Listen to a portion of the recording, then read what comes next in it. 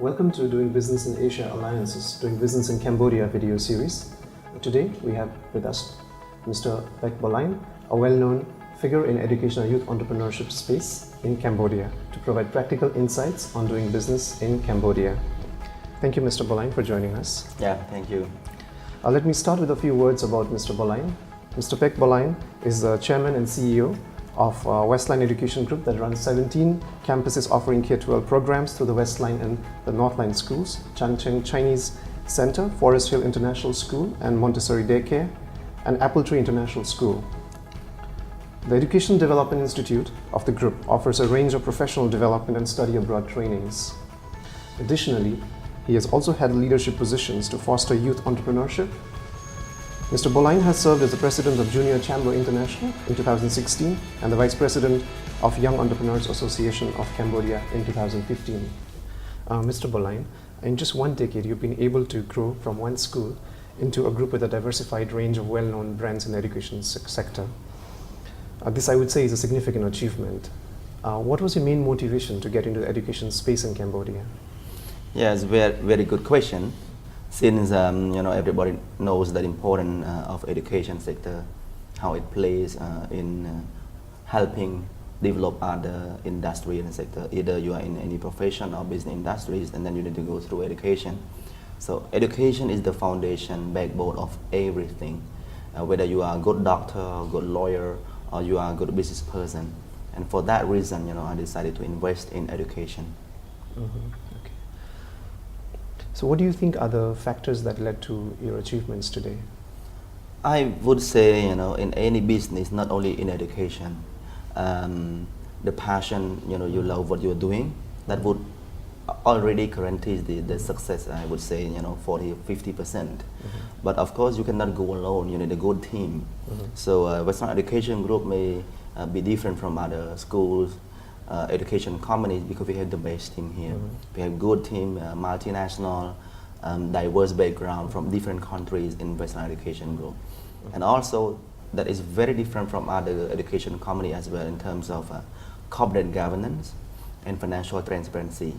We have a good structure of shareholders, board directors from Cambodian side, from our foreign investment companies, and also we have internal. We have what we call independent board director from Hong Kong. Mm-hmm. So we are working very well in board. And in addition to that, we also have a very good innovative programs, not only in local government schools, but also in our international school, in our training company across of our WG subsidiaries. Mm-hmm. So this is very important. Yeah. Mm-hmm. So you would say like the teamwork and the corporate governance and also innovative programs. Mm-hmm. Because we always keep searching, looking for all program innovations, mm-hmm. or any partnerships. Mm-hmm. Even though we are local school, but we also, let's say, we try to get the international license program, okay. To implement in our local government, mm-hmm. schools. Mm-hmm. And for international school, we also invest in international school, but we implement the full day, full curriculum. So that it will be, more costly, more than other, I would say, so-called international schools. Mm-hmm. But also we decide to choose that way. Mm-hmm. Yeah. Okay. So back then when you started, like almost a decade back, the concept of private education must not have been very familiar with a lot of people, right? So what is your view on that? It's quite challenging, mm-hmm. to promote and sell quality education, mm-hmm. not only in our local schools but also international schools. Mm-hmm. Let's say, for example, when we bring 7 Habits of Highly Effective People to Cambodia, how many people know about 7 Habits? Mm-hmm. Maybe some of them used to read the book 7 Habits, but they don't know that they have 7 Habits used in the school. They call Leader Me program or whatever. They don't know that they have 7 Habits for families. Mm-hmm. They don't know about financial literacy, money tree, mm-hmm. from Singapore, for example. Mm-hmm. That is challenging too, because the parents, they care more about safety, about the discipline of the kids, more than the program you provide, mm-hmm. because they don't understand that. That's why we keep doing education session for parents. We have parent support programs. We want parents to understand about counseling, mm-hmm. about psychology, parenting skills, for example, all those things that they need to understand. so that they can work better as a partner with a school. So a lot of effort have been done. Even in Cambodia, sometimes when we invite parents to the parent-teacher conference, some parents they feel they are disturbed by the schools. They don't want to come and meet the teacher of their kids even only 2 or 3 times a year. But we still we still continue to be persistent and convince them that it is important to really partner up with the school in developing their kids. Okay. Yeah, thank you. Like if when I go to different workshops and conferences within Cambodia on education sector, so I come across that there is a huge focus on science and technology education and careers. I think the government also more and more wants students to opt for science and technology careers. What has been happening at your school on this front? Yes, in Cambodia, so because besides leading the school, my own school, I'm also one of the I would say policy advocate and policy developer for Cambodian education and technical vocational training in Cambodia, and also I'm working in ASEAN with other countries, industry leaders. I can say STEM, or some people call STEM and arts. So science, technology, engineering and math are very important for developing country like Cambodia. Maybe a more well advanced developed country like some country in Europe or in America, it is not new anymore. But for us, it is very important. When we try to change, let's say from agriculture-based country to a more innovative, manufacturing country. So in the government policy industry, we call industrial development policy 2015 and 2025, that also highlights the importance of STEM there. So we want more factories. So now a lot of investors from other countries, they come to invest in Cambodia. In order to build the country up, to push our country to another level, we really need more people, more graduates, workforce with more technical and vocational skills. Not only the degree, but those who can do the job well. And that STEM comes in. And when the country is developing, for example, real estate, property development, so we need more people, in the mechanics, in engineering, in construction, we need more architects. So all the kind of things that we need STEM program to be implemented since primary and also high school level. Yeah. Okay. So what kind of initiatives is the Westline Education Group taking to promote the preference of students towards science and technology? From this year, actually we have done quite many years, but from this year we have implemented, we start to implement with a clear framework of STEM. We are working with some STEM providers, from different countries, from Singapore, from Malaysia, and also we will go to Germany, because in the world usually Germany is considered to be one of the countries, one of the key players in promoting STEM, technology, all this kind of vocational technical skills. So in the network of our schools in Westline Education Group, we will start to officially use the STEM program in our school, either Forest Hill or Apple Tree of Westline School from this school year, this school year 2018-19, with a clear framework, with a clear curriculum.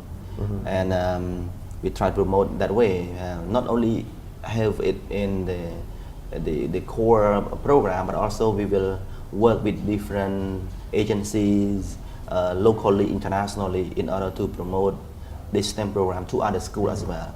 We may also need to work with the Ministry of Education, Youth and Sport.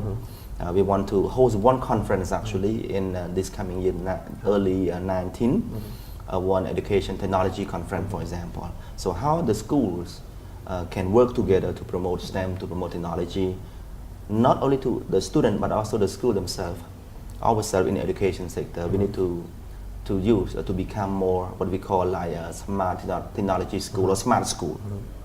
So we need to consider how to move with digital education, how to move with education technology. So especially in this time that we in the world we are talking about industry 4.0, we talk about artificial intelligence, we talk about robotics, we talk about cyber. So what is in it for education sector? That's why we need to be prepared for this. But Westline Education Group, we are moving ahead. Not only we use this in our school, but also we want to propose to other private schools, and we want to collaborate with the government. We also want to partner up with other education players, industry leaders around the world as well. Yeah. Okay. So that may also mean like there may be more opportunities for more specialized science and technology education service providers to operate in this market. Yeah, as well. yes, of course. They can come in Cambodia at the right time now, because all schools they need this. Even the Ministry of Education, Youth and Sport, now they are planning to work with a few companies in Asia in order to promote this STEM and also education technology, digital education to Cambodian students across the country as well. Yeah. Okay. So like, if the whole STEM implementation and the promotion of STEM careers goes on, there should also be more opportunities for higher education universities, especially focusing on STEM careers, right? Yes. Recently, the government, especially Ministry of Education, Youth and Sport, they try to promote STEM in high schools, but also they want university to invest, to equip more with STEM. But it is costly, of course, investing in equipment, materials, and all STEM-based curriculum. But for private sector, we still find different options in order to support the government in the initiative. But we need to do it in a very careful way, because investing in STEM curriculum, it is costly. You've been a pioneer in general education as well as professional development trainings. And as we often hear, not just in Cambodia, but also in many other markets, that often graduates do not have the right skills that is required at the job. So from a Cambodian market perspective, how do you see this? Actually, if talking about mismatched skill or the gap between what the employers need and the education industry produce from the school, I can see it happens everywhere in the world, just only small or big gap, the gap between this demand and supply. To be honest, in Cambodia we still have a big gap between the demand and supply. Like for example, the employers they complain they don't have the competent or the right people to work for them. But a lot of students they complain that they don't have good job or maybe with good salary. And then the education industry need to be more proactive, working with the employer side in order to talk to one another to come up with, let's say, the skills needed or competencies needed by the industry in the next, like, let's say 5-10 years, so that the education industry they can work on those needed competencies, either soft skill or hard skill, leadership or technical vocational skill, or any other degree that they want, so that they can come and meet themselves among education industry, produce a new curriculum activities, and to support students to make sure that those students when they graduate in like 4 or 5 years, they are ready for the job in the future. Because we know that when industry 4.0 is coming in, technology moving very fast, so the impact technology may change the dimension, the environment of the workforce. We will work from Westline Education Group. We will work with Ministry of Education.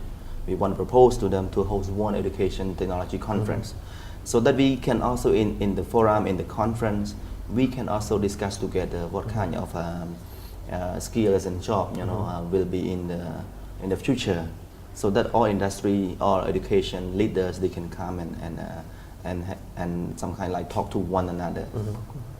So one approach is also to promote interaction between the employers. That is very important. Education sector and employer need to talk. Otherwise, because education schools they produce people, and employers they take those people. Yeah, in general, often employers have also mentioned that qualified human resource is also a challenge on doing business in Cambodia.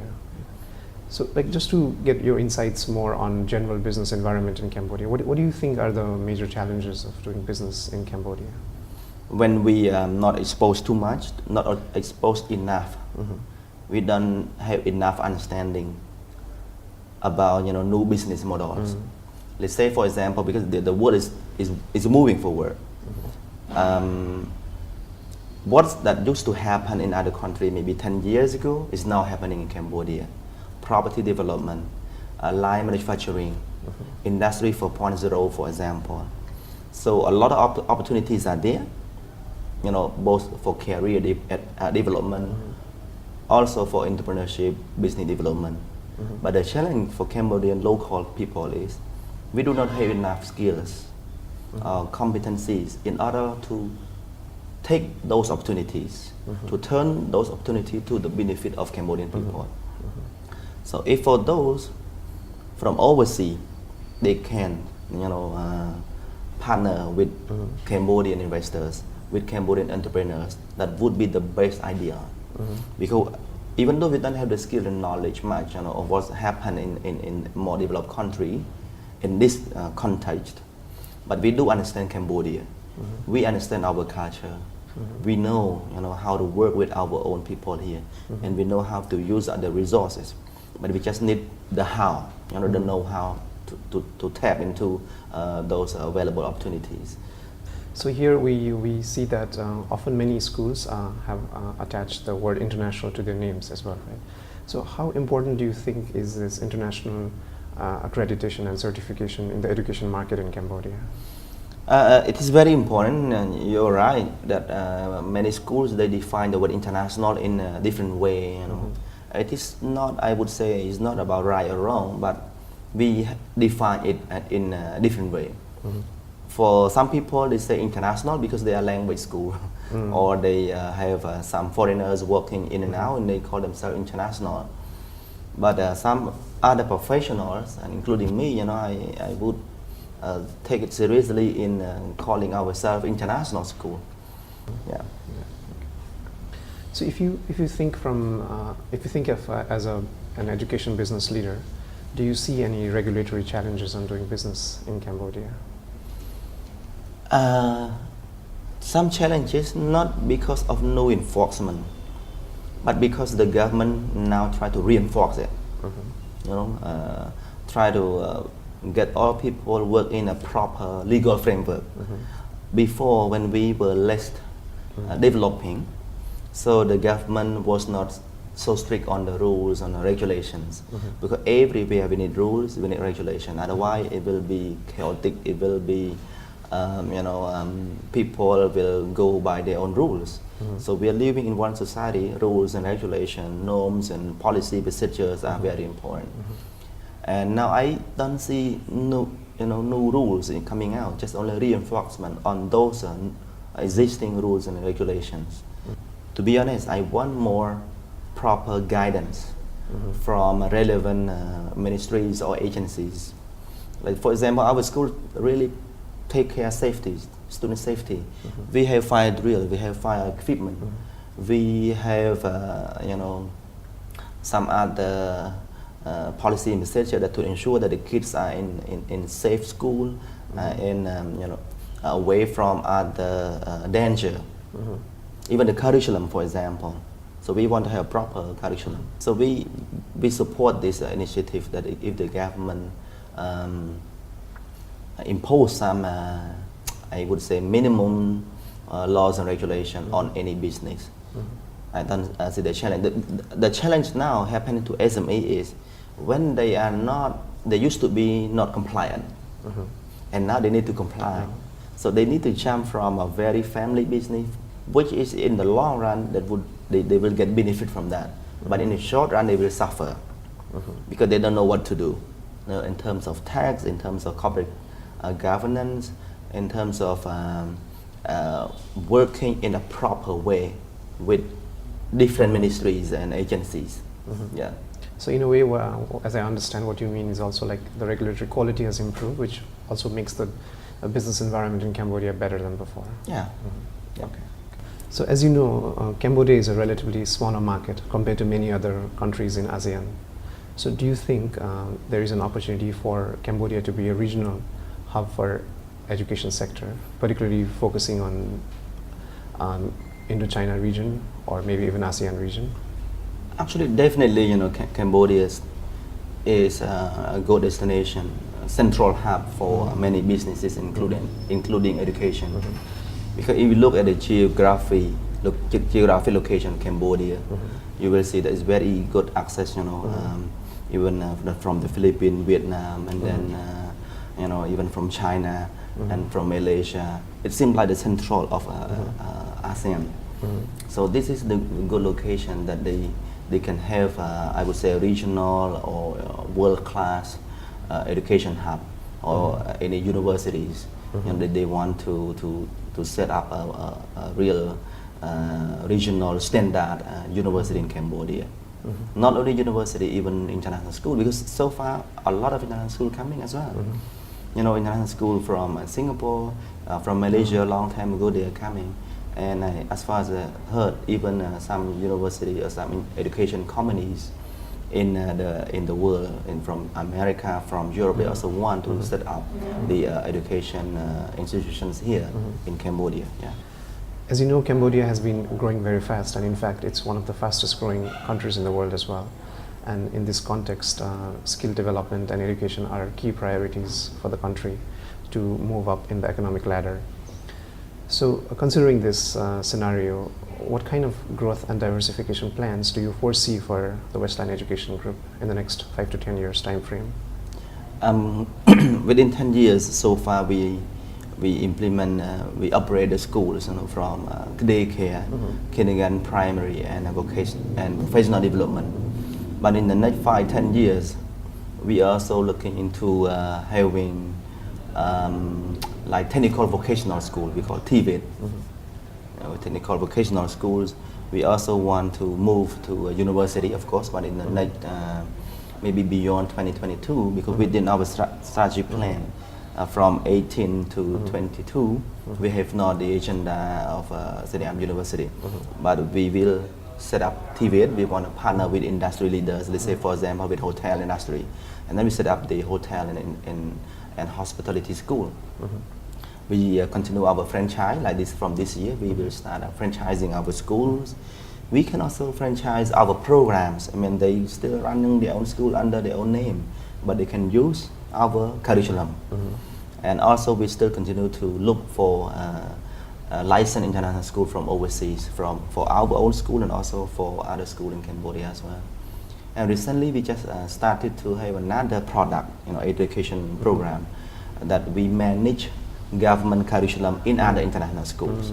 Let's say, the international school either established here by local entrepreneurs here or by people from other country. We can help manage the Khmer program in their international schools. So we have different options of investment. Either we can invest with other schools, or other investor can invest with us. We have a flexibility of different investment. And also we can, another diversification would be, for example, if other country or other investors outside Cambodia, they want to set up, propose any education investment, any initiative. Especially now, we are looking for those who want to set up a chain of what we call enrichment centers, education enrichment center with us. Or perhaps maybe like in other country, they have education mall. A building is not like a shopping mall, it's more about education malls, that you have different enrichment centers and classes in that building, for example. So towards implementing your growth and expansion plans that you just mentioned, what kind of challenges do you think there may be? I believe the challenge is the understanding of other party. We understand how to work on like investment, business valuation, merger and acquisitions, collaborations. But the challenge for us is whether the other party, especially the local entrepreneur or the local schools, they understand this concept or not. Because sometimes they just want to do the business by themselves. They just want the school 100% belong to them. And maybe when we ask them to co-invest on any particular project, they say they don't know how to how to do. Sometimes they don't want, sometimes they want, but they don't know how to do that. Or sometimes their schools are not ready. They may not have corporate governance, they may not have financial report properly recorded or transparent enough for us or for other third party. This is the challenge. And another area that we're also looking into finding investors is digital education, online learning, for example, which is, which has been available out there in other countries for many years. But in Cambodia, we have very limited resources online. So all these kind of things we can invest with our school locally or maybe new partners from other countries. Yeah, it's very good to learn about your future plans, and which are very much in line with the focus of the country and the need of the country at the moment.